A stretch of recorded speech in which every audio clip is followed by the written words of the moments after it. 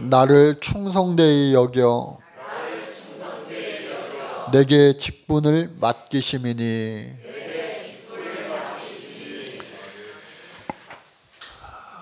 지도를 한번 보시면 이 지도가 무엇을 의미하는지 여러분들 혹시 아시는지 모르겠어요.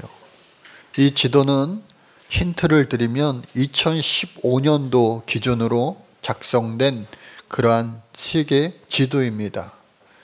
색깔이 다르게 다 되어 있는데 저 색깔이 의미하는 것이 뭐냐? 다름 아닌 인간 평균 수명입니다. 그 나라의 사람들 평균 수명, 남자 여자 평균 수명을 저 색깔로 나타난 거예요. 그래서 색이 푸르를수록 짙을수록 오래 사는 거예요. 그리고 색이 저 황토색, 갈색, 흐린 녹색의 순서대로 이 평균 수명이 낮다라고 하는 것을 의미합니다.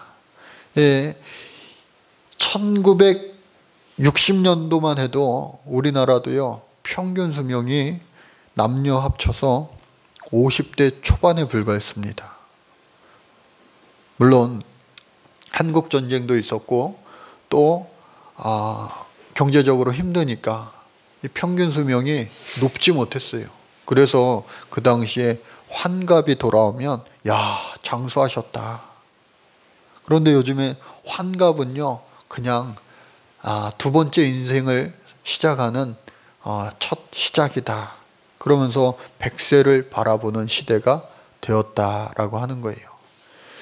2015년 기준으로 보니까 여성분들이 전 세계 3위예요. 남자들이 많이 깎아먹었어요. 남자들은 20위.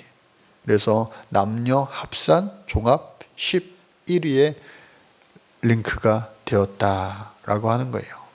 여러분들, 이것은 무엇을 의미하느냐? 오늘날 우리나라 대한민국이 전 세계에서 경제 10대 대국 안에 드는데 이만큼 우리나라가 짧은 시간 동안 잘 사는 나라가 되었다. 또 장수하는 장수국가가 되었다라고 하는 것을 의미합니다. 그런데 더욱 바라기는 이 땅에서 잘 먹고 잘 살고 오래 사는 것보다 천국에 들어갈 수 있는 하나님의 백성들이 해마다 더욱더 많아져야 될 줄로 믿습니다. 그런데 여러분, 우리가 살면서 감사의 여러 가지 조건들이 있어요. 올 한 해 감사의 조건들을 잠시 여러분들 생각해 보세요. 무엇이 감사합니까? 여러분, 감사가 많이 있겠지만 한번 따라해 볼까요? 오늘 내가 이 자리에 있는 것이 가장 큰 감사입니다. 우리 옆에 있는 분들과 한번 고백해 보세요. 당신이 이 자리에 있는 것이 내게 큰 감사입니다. 시작.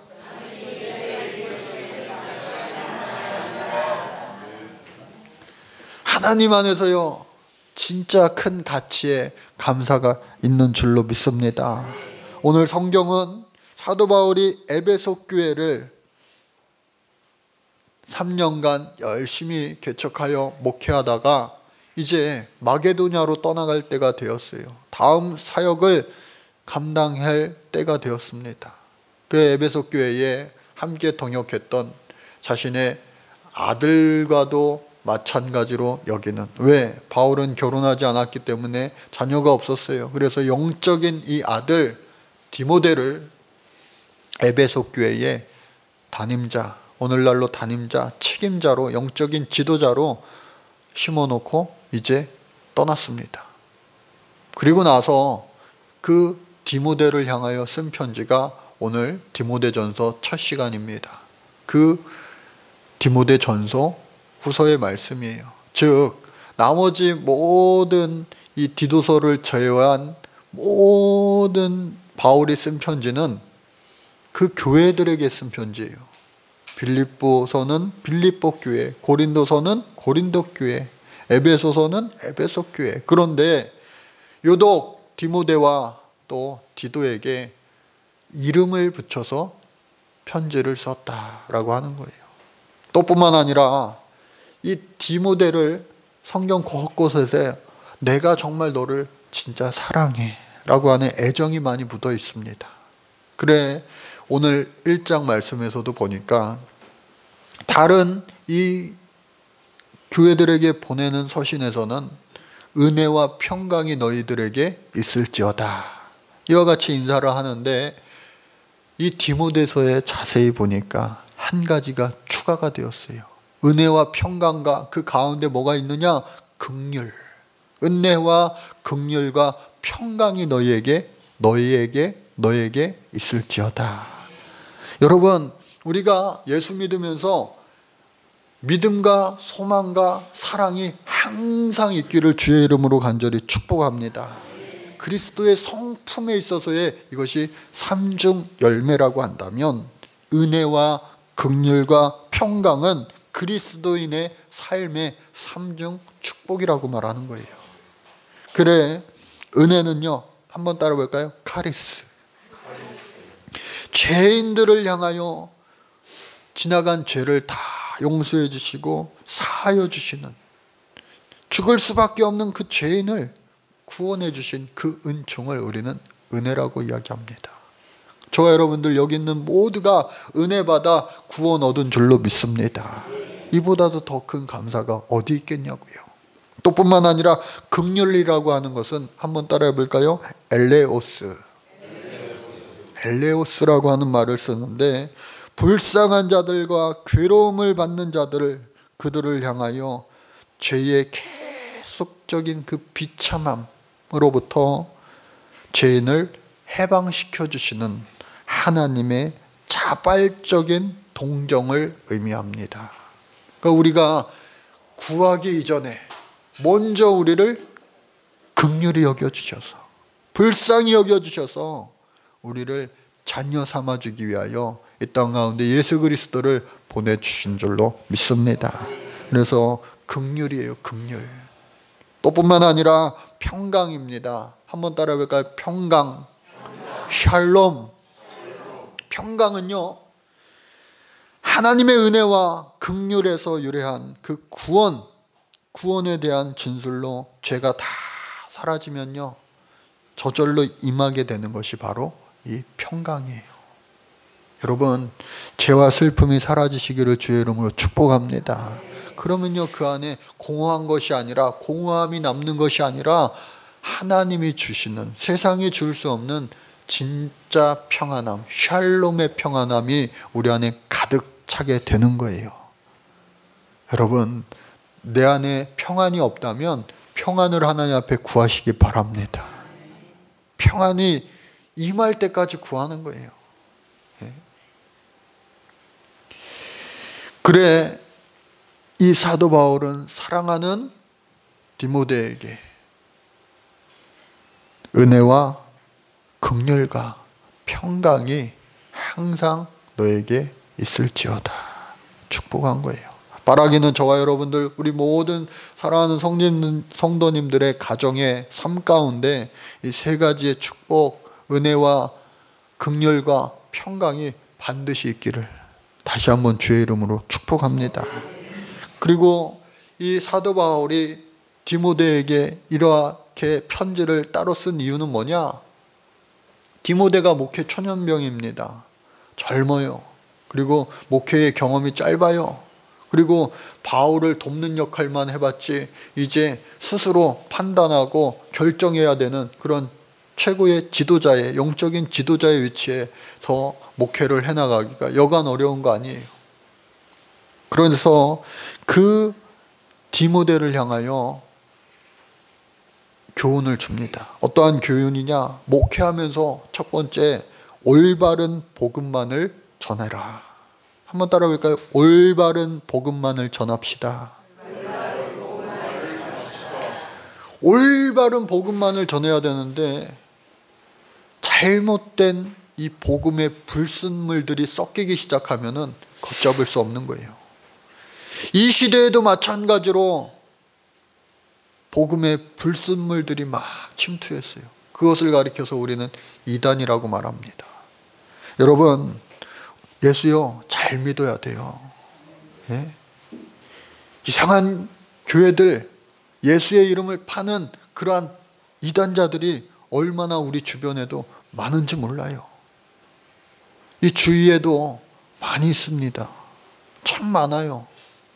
자칫 잘못하다간 정말로 우리의 영혼이 그들에게 넘겨질까? 내 아는 사람이, 내 가족들이 그들의 손에 넘어갈까 두려울 정도예요. 우리가 영적으로 깨어있지 않으면 우리의 영혼을요 정말로 지키기가 힘든 세상을 우리는 살고 있는지 모르겠어요. 그래 예수님께서는 어떻게 해요? 늘 깨어있으라, 잠들지 말아라, 우리 주님께서 말씀해 주셨어요. 깨어있기를 주의 이름으로 축복합니다. 그래서 바른 교훈, 그것은 바로 복음입니다. 그런데 다른 교훈을 전한다는 것, 세 가지의 척도가 있는데, 첫 번째는 뭐냐? 그 교훈이 우리를 믿음 가운데로 인도하는가 판단해 봐야 돼요. 아무리 좋은 것이 있어요, 훌륭합니다. 그런데 그것이 우리를 바른 믿음 가운데로 인도하여 내는가? 우리가 신앙생활, 교회를 중심으로, 목자를 중심으로, 말씀을 중심으로 여러분들 잘 해야 될 줄로 믿습니다. 그런데 신통해 방통해 하면서 그것들을 문란하게 만들면요, 그것이 아무리 신통방통할지라도 그것은 올바른 교훈이 아니라고 하는 거예요. 말씀 중심, 교회 중심, 목자 중심의 신앙생이 되시기를 간절히 바랍니다. 그래 4절 말씀에 보니까 신하와 끝없는 족부에 몰두하게 만든다.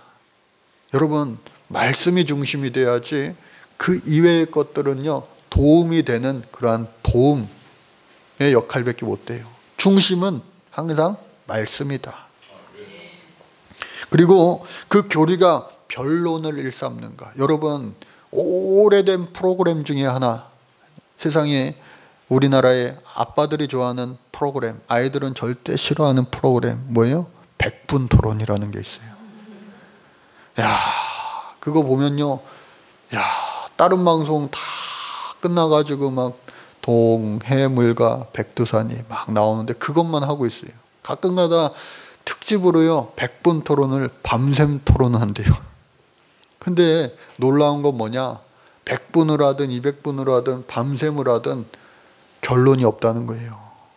토론해가지고요, 잘해봅시다 웃으면서 껴안으면서 끝나는 걸 보질 못했어요.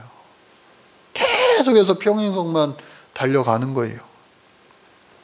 변론을 위한 변론, 그것은 교회 안에서 옳지 못하다. 하나님 안에서 옳지 못하다. 여러분, 토론에서요, 토론이 되고 화해가 되고 용서가 되려면 뭐냐? 자기 희생이 먼저 따라야 됩니다. 자기 희생, 예수님처럼. 저 여러분들 성도들 간에도 마찬가지예요. 나의 희생 없이는 아무런 결론도 있을 수가 없어요. 예수님처럼 여러분들 희생하며 사시기 바랍니다. 사랑의 다른 말이 바로 이 희생인 거예요. 그래서 변론이 중요한 것이 아니라 그것이 덕을 세우고 그리고 사랑으로 우리를 인도하는가. 그 교훈이 하나님 사랑 그리고 이웃 사랑으로 결론을 내리는가. 그것을 잘 살펴봐야 된다라고 하는 거예요. 사랑은 율법의 완성이다. 로마서 13장 10절에 말하고 있는 겁니다. 아무리 천사의 말을 한다 할지라도 얼마나 말 잘하는 사람들이 많아요. 이단일수록. 그럴싸하게 우리를요 현혹하고 유혹하는 것들이 얼마나 많아요. 미혹되지 않아야 되는데, 그러기 위해서는 어떻게 해요? 올바른 말씀 그리고 교회와 목자를 중심으로 한 성령의 충만함을 얻는 신앙생활, 이거 여러분 평생 우리가 끝까지 주님 만나는 그때까지 붙잡아야 될 아주 중요한 교훈인 줄로 믿습니다. 그리고 두 번째로 율법과 복음의 관계에 대해서 이야기하는 거예요. 율법. 여러분, 당시에 이 영지주의자들, 이상한 교훈에 빠진 자들 뿐만 아니라 또 하나의 초대교회의 문제점은 다름 아닌 율법주의자들이었어요. 유대교회 출신의 율법주의자들. 그런데 예수님을 강하게 만난 이 사도 바울은 율법에 매여 있지 않고 율법에 자유로웠어요. 그러나 어설피 주님을 만나니까 어떻게 해요? 이 율법을 계속 붙잡는 거예요. 왜? 율법은 눈에 보이는 글로 써져 있으니까. 그리고 율법을 통하여 내가 뭔가 더 다른 사람들보다 괜찮은 사람으로 여겨지니까. 교만의 시작이에요. 교만의 시작. 그래서 그 율법의 오류는 뭐냐? 율법을 중시하는 그 율법주의의 오류는 율법만 잘 지키면 만사오케이. 구원받을 수 있다. 천국 갈 수 있다. 야, 율법에 그거 나와 있어 없어? 그 율법 문자주의에 빠진 거예요. 그리고 율법 그 자체만을 중요시하며 강조합니다. 그 배경과 그 뜻, 의미가 무엇인지 신경 쓰지 않아요. 그러니까 그곳에 십자가가 사라지는 거예요. 복음이 사라지는 거예요. 그리스도를 떠나서 계속해서 그 율법에 매여 있으니까 죄책감을 들게 하고 그 죄책감으로 말미암아 예수를 떠나게 되는 사람들도 발생하는 그러한 부작용을 낳게 되는 거예요. 여러분, 예수가 있기를 바랍니다. 복음이 있기를 바랍니다. 사랑이 있기를 바랍니다. 율법주의자들의 잘못된 4가지 오늘 6절 7절 말씀에 나와 있는데, 율법주의자들은요 먼저 선생님 의식을 갖는다. 가르치려고만 해요. 가르치려고만. 배우려고 하진 않고요, 들으려고 하진 않고요, 자기 말만 주장하기가 쉽다고 하는 거예요. 겸손의 반대, 교만이죠. 또 두 번째는 헛된 말을 즐긴다라고 하는 거예요. 토론을 위한 토론, 아까 말씀드린 것처럼 또 율법의 근본 정신을 깨닫지 못하고 그 문자에만 매몰되어 있는 거예요. 마지막으로 매우 이기적입니다. 왜? 나는 이만큼 했는데 저 사람은 이만큼 못했으니까. 사람의 눈으로 계속해서 평가하는 거예요. 점수 매기는 거예요. 나의 신앙생활의 점수는 이만큼인데 아우 저 사람은 나랑 똑같이 집사인데 왜 저래? 아우 저 사람은 권사인데 왜 저래? 아우 저 사람은 성도인데 왜 저래? 나만큼은 해야지 하면서 계속해서 어떻게 해요? 비교하는 거예요. 율법을 행함에 의해서. 그래서 한동안 한국 교회에 소문이 퍼졌는데 뭐냐? 교회에서 제일 무서운 분이 누구냐? 피해야 될 분이 누구예요? 우리 교회는 아닌데 40일 금식 기도하고 오신 분을 피해라.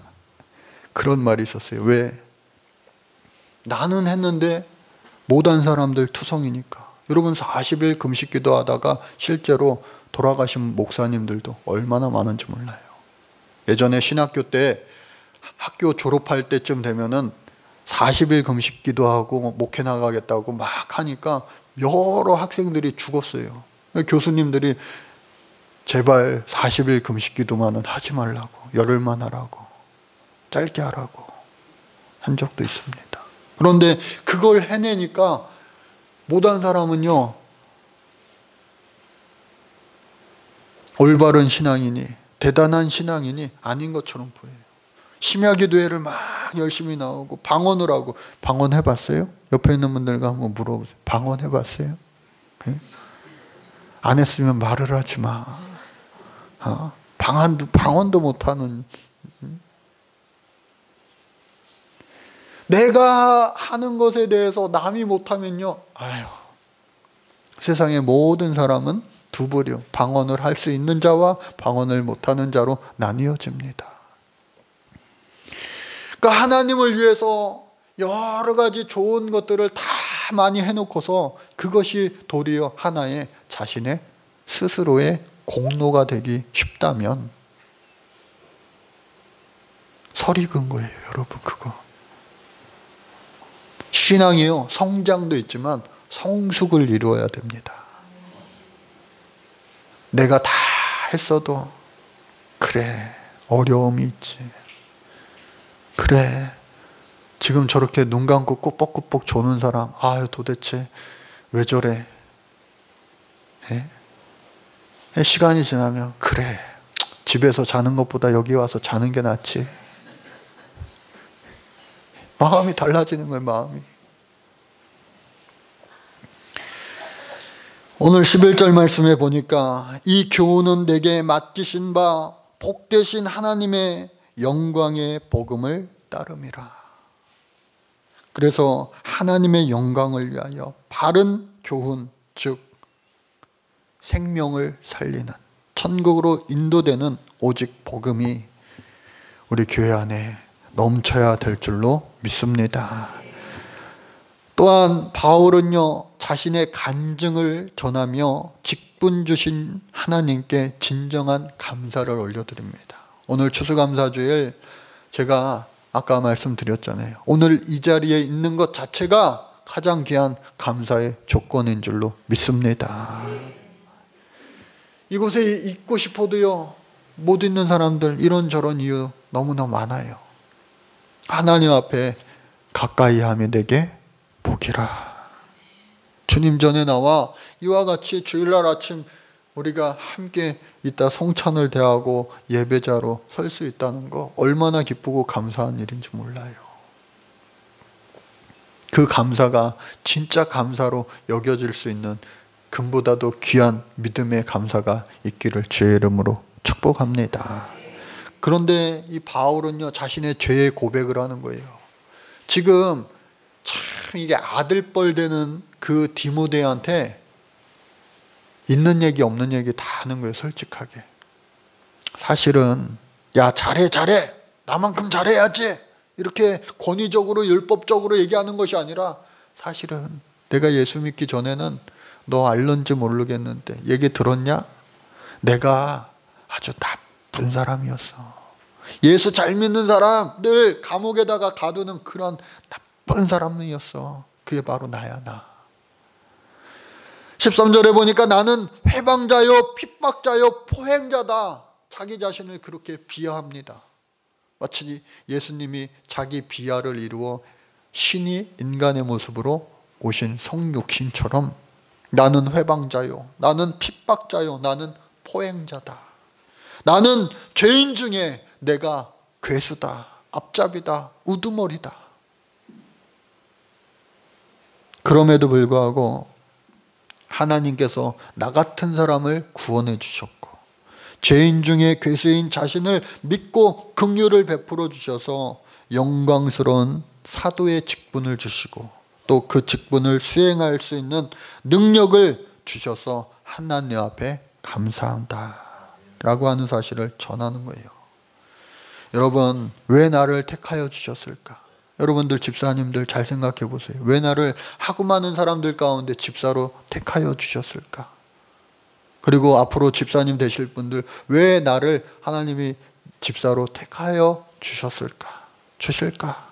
또 권사님들, 왜 나를 하나님께서 권사님으로 택하셨을까?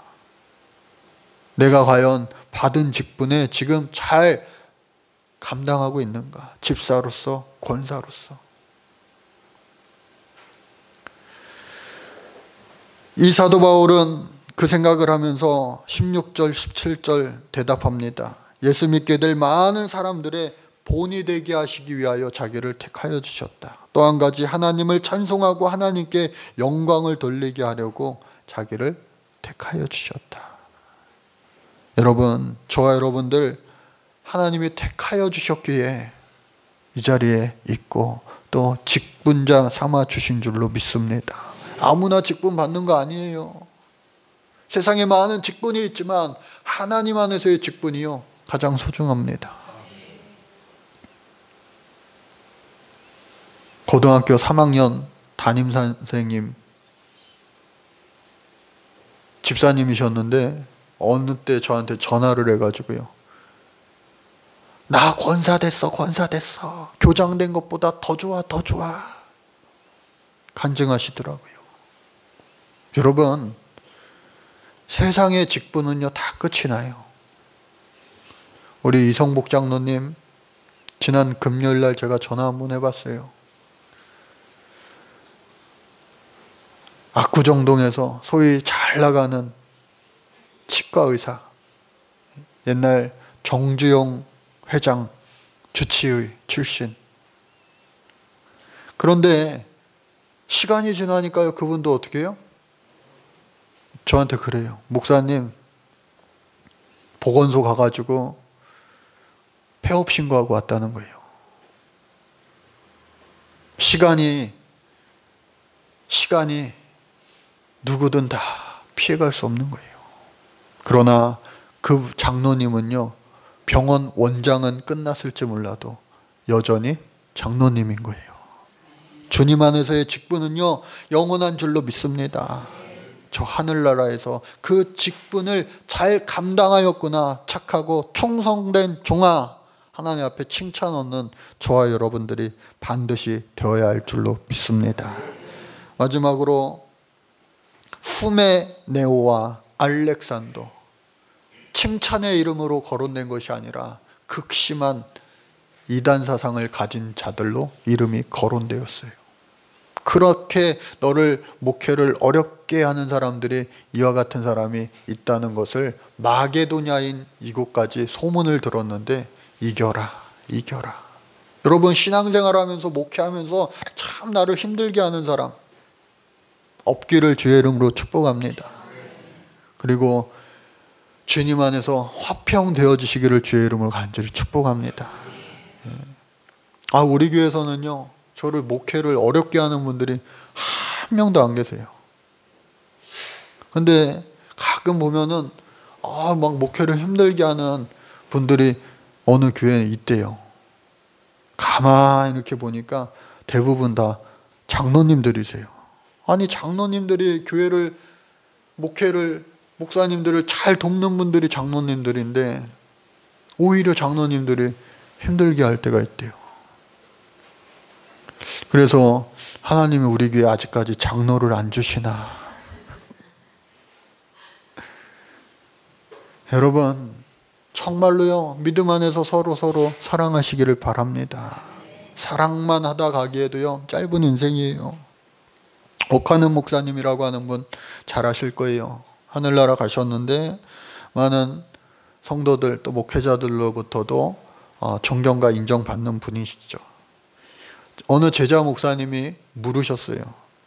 목사님은 목회하면서 목사로서 가장 기쁘고 감사할 때가 언제입니까? 그런 질문을 드렸더니 대부분의 목사님들이 우리 교인들이 변화되었을 때, 우리 교회가 부흥했을 때, 성장했을 때, 엄청난 일을 해냈을 때, 그러한 대답을 기대했는데 그 목사님은 대답은 뭐였느냐?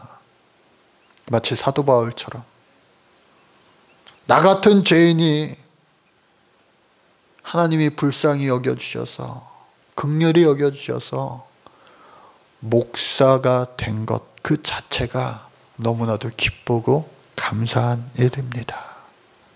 목사로서 많은 열매, 그것 때문에 감사합니다. 그것이 아니라 나 같은 사람 목사 시켜주시는 것만으로도 감사합니다. 그 대답이었다고 하는 거예요. 다 목사가 될 수는 없지만 여러분들 많고 많은 사람들 가운데 하나님의 딸로 삼아주신 것 감사합니다. 하나님의 아들로 삼아주신 것 감사합니다.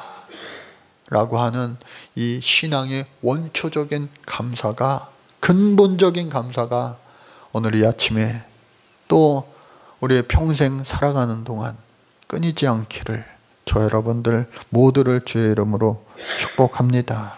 마지막으로 한 가지 말씀드리고 마치려고 합니다. 어느 가난한 동네에 12살 된 아이가 다리를 쩔뚝거리는 거예요. 소아마비예요. 그런데 복지관 여직원이 그 아이를 보면서 너무나 불쌍하게 생각이 된 거예요. 수술을 잘하면 날 수도 있지 않을까? 하면서 그 아이를 병원에 데려가서 의사 선생님에게 부탁을 합니다. 수술을 잘 시켜달라고. 꼭 이 아이가 잘 걸으면 좋겠다고. 검사를 해보니까 수술이 쉽지는 않지만 잘만 되면 이 아이가 잘 걸을 수도 있을 것 같아요. 그런데 돈은 하나도 없어. 그러나 그 복지관 여직원의 그 간절한 순수한 그 모습에 감동이 되어서 오랜 시간을 거쳐서 수술을 했습니다. 다행히도 감사하게도 그 수술이요 잘 됐어요.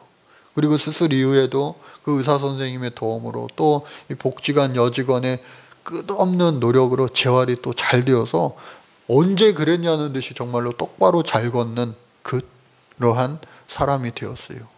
너무나도 감사하죠. 시간이 오랜 세월이 지났어요. 우연히 그 복지관 여직원과 그 수술을 해줬던 의사 선생님이 거리에서 만났습니다. 이런저런 얘기를 묻다가 자연스럽게 화제가 그때 수술해준 그 아이, 지금은 청년이 되어 있을 텐데 그 아이가 잘 자랐냐고. 그랬더니 이 복지관 여직원의 표정이 어두워지는 거예요. 왜? 그 아이가 정말로 잘 돼서 의사가 되거나 교사가 되거나 했으면 좋았을 텐데 안타깝게도 그 아이는 지금 감옥에 가 있습니다. 사람을 죽인 살인자가 되어 감옥에 가 있습니다. 라고 하는 소식을 전할 수밖에 없었어요. 그러면서 하는 이야기가 뭐냐?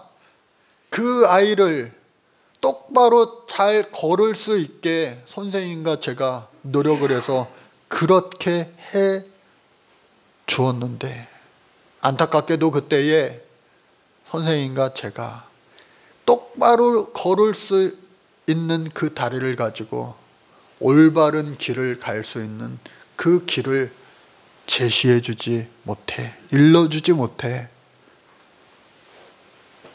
똑바로 걸을 수 있는 그 걸음 가지고 오히려 나쁜 길로 간 것 같습니다 하면서 후회했다고 하는 이야기입니다.